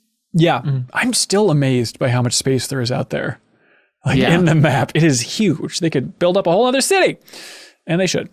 So the end of the parade sequence, I had the dumbest moment. Please tell me I'm not alone in this, where you're sneaking up on the Netrunner. And you're like, okay, get ready to pull out the Netrunner. And then the angle that I pulled out the little Netrunner's head cable at, it made it look like Oda, the boss fight, jumped out of their head. Am I completely alone on this one? And I spent the rest of that boss fight being like, is this something with Soul Killer that he can just live in somebody's head? What is happening out of this? But then I went back frame by frame and he like busted through a crate directly behind where my hand was. I really had to break it down like the frickin' Zapruder footage just to try and figure out what is going on with his head. That's funny. But that boss fight, it kind of felt like a Metal Gear fight at times where he's like regenerating health and hiding somewhere. And again, it wasn't too much of a challenge, but I thought the arena and like the verticality and the multiple layers was kind of cool. Yeah, that also good if you have the charge jump at that point. Oh yeah, yeah. You can recover health really quickly because you can get stuff where it's like your health will recover automatically. And you can just jump out of his way the entire time. But having fought like a bunch of cyber psychos, I think he was basically one of those with another attack thrown in where they're like, okay, I'm going to dash at you, and then I'm going to do this really attack with a really long wind up. If you dodge out of the way, you're fine, and then you just loop that until he's dead, basically getting some attacks on. Yeah. Kurt 419 says, he says it proudly. He says, Act 2 main story was both exciting and disappointing. We've kind of been talking about these points, but he boiled it down well. He says, the Flathead mission in Act 1 did an awesome job of making me feel like I had taken one possible path through the quest out of many. And at the time, it felt like it was acting as a primer on how future missions would be designed. Unfortunately, nothing in Act 2 seems to live up to that mission, at least in terms of player choice. The campaign seems surprisingly linear, and while I enjoy this game for what it is, I can't help but feel like it doesn't live up to the promise of the original open-ended gameplay demo from E3 2018. I think that is very much true. I haven't been bummed by it. I've enjoyed these missions, but I think people expecting the level of variety from that mission in particular would be let down going through this. I still want to, I feel like there's a lot of edges I don't quite understand. I hope somebody has made the flowchart. I'm sure somebody has online to try and poke the boundaries of just how much flexibility there is. But what do y'all think about this? It's fair for a critique. I also have been going along fine and enjoying each mission for what it is to the point where it hasn't bothered me, but I can definitely see the disappointment there. Because, there hasn't been much like that Flathead mission since then. Yeah. I also, I think I got my expectations kind of set in place of, this is going to be a story that is mostly self-contained. I don't see a lot of, huge choices so far. But yeah, and it hasn't bothered me. The only time that I ever thought something was weird was at the end of the automatic love quest. They kind of hint at the the Tiger Claws will remember this and they're mad at you now. And I haven't seen any repercussions of that whatsoever. It's not like the Tiger Claws are suddenly more aggressive or there's no fallout from that at all. Yeah. They always want to kill you the second they see you. Yeah, exactly. Yeah. That's one of my biggest criticisms is that for each of the gangs, you kind of have interactions with the main people within that gang, and it seems like you're making choices, but then that's just not reflected at all in when you're actually meeting these gangs out there, because everyone just wants to kill you. Yeah. And I wish there was a little bit more of a simulation in there, and that you siding with a gang would have some kind of consequences with it. Right. Patrick Henderson submits a comment on Patreon. He says, Johnny Silverhand is such a cool concept for a character. Is the construct in my head helping me or leading me down the road to being overwritten? If I agree with Johnny, does it make my condition worse? So many questions. I'm loving the game, glitches and all. Yeah, kind of where Act 2 ends is that conversation with Johnny where he's like, hey, you got to take out Atom Smasher. Do it. And then has the proof. He gets like the dog tags as proof that he will get wiped when the time comes, is where they're leaving things. So it's still this weird matter of how much we trust each other. Where are you all at with Johnny Silverhand? Do you think, like, where do you think this is going? I agree with what we were talking about earlier about the progression with him being all over the place because of it, you taking on any mission in any order. Yeah. To the point where at the end of Act 2, having that conversation, him asking, would you take a bullet for me? I really wanted to know better whether I would or not. And at that point, I really wasn't sure.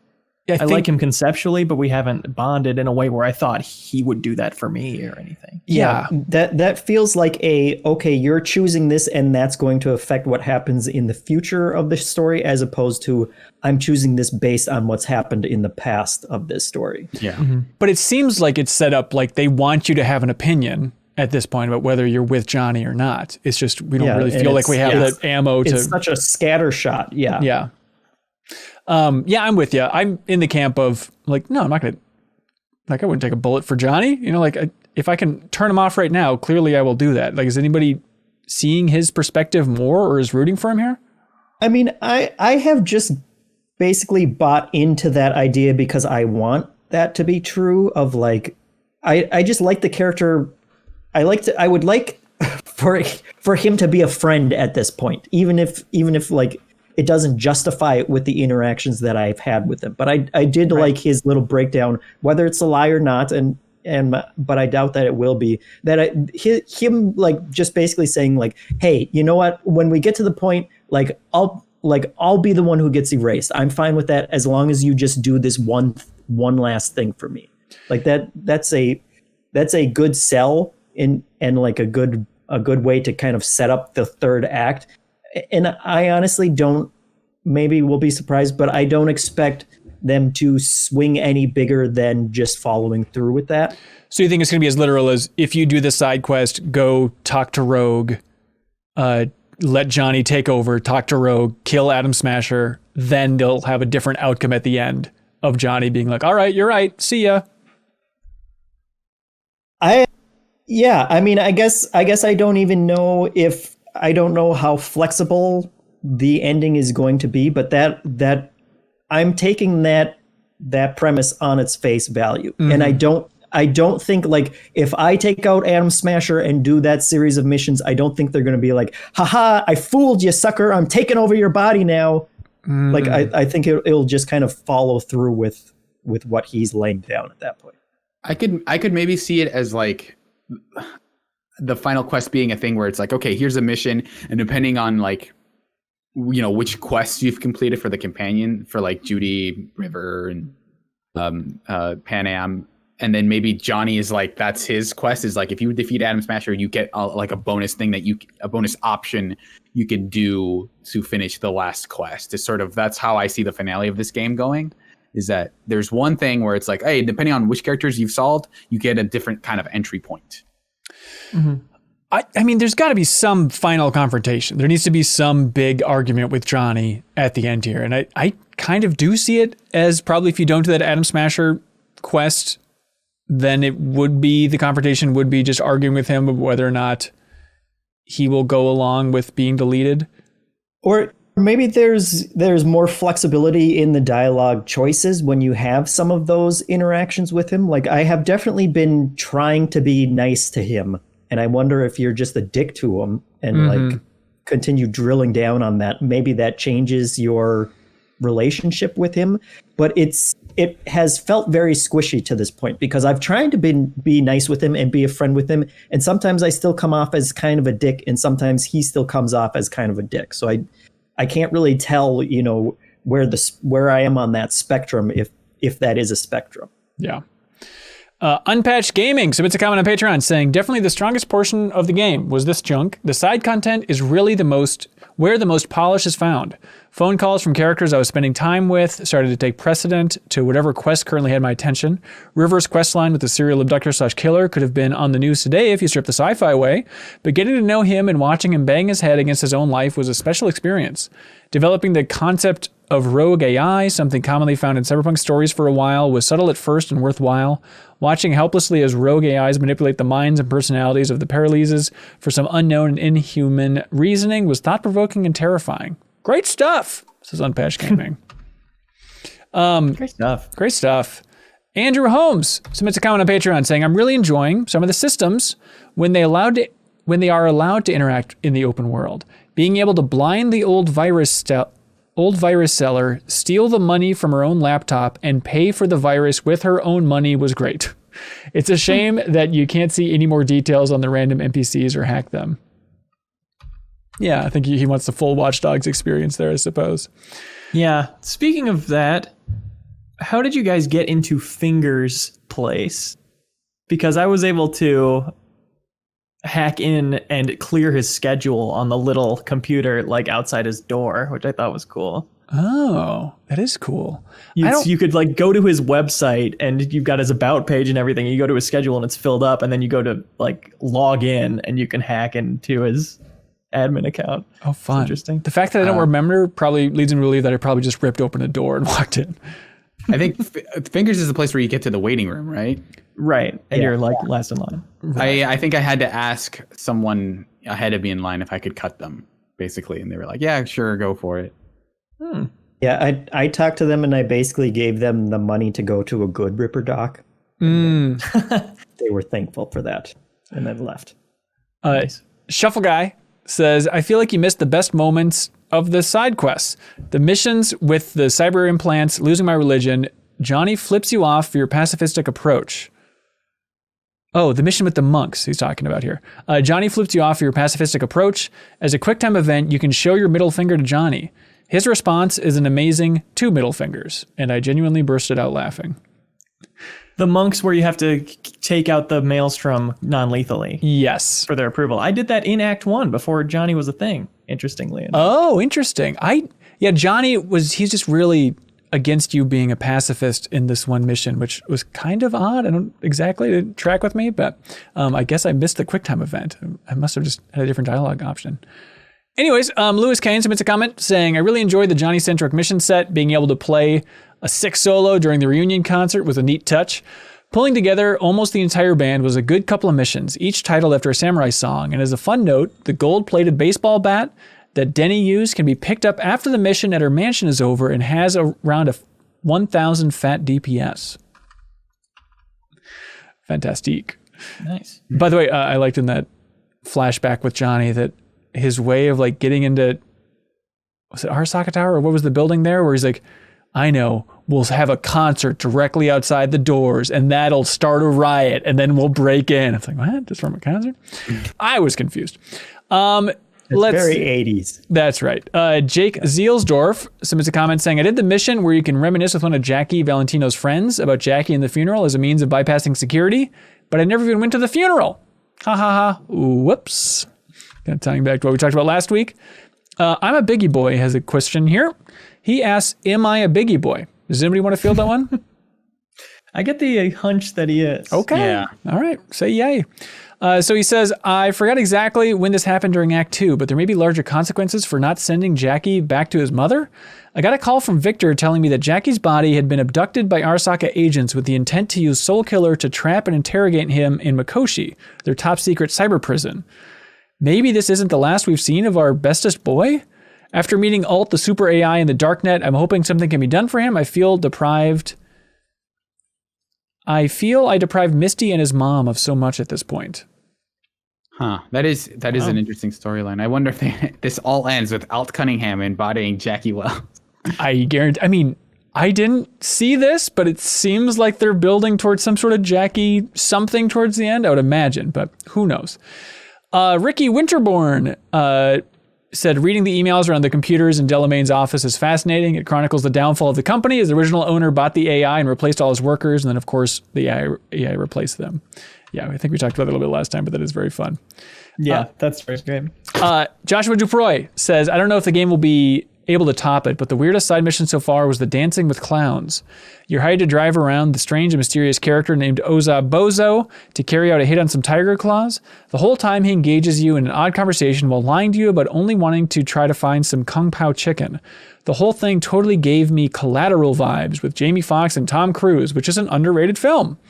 Also, he has a frickin' grenade for a nose, and you can actually craft it afterwards. Yeah, that's actually great, because it like the requirements for building it are really low, and it's to the point where whatever resources you use, you get back and then plus some, and like some of the much higher resources that you need. And so that has like completely given me all the crafting components that I need to basically build whatever at this point. Like the crafting system is really satisfying, but also completely broken in a way that they apparently just don't care about, in terms of like, we had that one letter in the first episode where it's like, you can buy just sodas and then break them down for more money than they're actually worth. And like the entire crafting system seems to be built that, where there's just a lot of cracks in it that you can just multiply the amount of resources that you need to build much higher and better weapons and gear and stuff, which is not bad, which is not a bad thing. Not bad. Last comment. It was touched on a while ago. Kess Mulder says, the more I play this game, the more I'm impressed with editing in first person. I think they mean jump cuts. I feel like traditionally this was seen as a big no-no in first-person games because being whisked away can be disorienting. As a result, these games try to avoid any jump cuts, perhaps most famously in Half-Life 2. The way this is being done in Cyberpunk really reminds me of some of my favorite experimental artsy games like The Amazing 30 Flights of Loving and Virginia.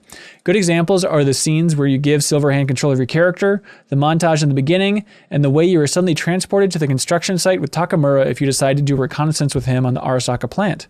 I don't really know why precisely, but I love these scenes. They feel movie-like, fast-paced, and allow you to reconstruct the story yourself. It's also startling that there is no loading screen for these transitions. Yeah, it's a great stylistic move. It's so feels unique to this game, and I really love them when they happen.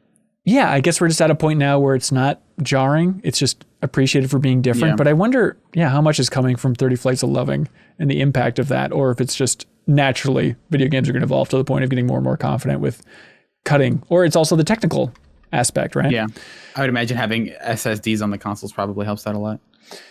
Yeah. Well, I remember with Virginia, back on the Game Informer show, we had those developers on, and I had a whole segment just about those jump cuts and why they're not more common. And if I remember correctly, their takeaway was like, it's technically not that hard. Everybody thinks it's impossible to have all this stuff, but you can just load it up in the background and then jump right to it. So maybe they could have been doing it for a while, and it's just a matter of aesthetics or general game design sense. Right. Other thoughts from Act 2 we didn't hit on here? When I get people to suicide themselves with my quick hack, it still counts as non-lethal because of my brain implant. So they take their gun out, shoot themselves in the head, and then they're on the ground going, ow, my head. Just wanted to bring that up. Wait, because of your brain implant? Yeah, that makes all my weapons non-lethal. Oh, that's right. Okay, perfect. Yeah. There's a character, Claire, the bartender, who you do a bunch of that she's like the character you do a lot of the racing missions with, and she has like her own storyline, which is fine. But in the Afterlife party, in the Afterlife club, you can tell her to name a drink after Jackie, and she's like, "Oh, what will the drink be?" And you can tell her what the drink is, and it's like his order, but then you can't order it. That's insane. So yeah, I don't know what they're doing. Boo! Oh, maybe they're saving it for the final scene of the game. A little clink moments, and here's a big victory swing. Maybe they better.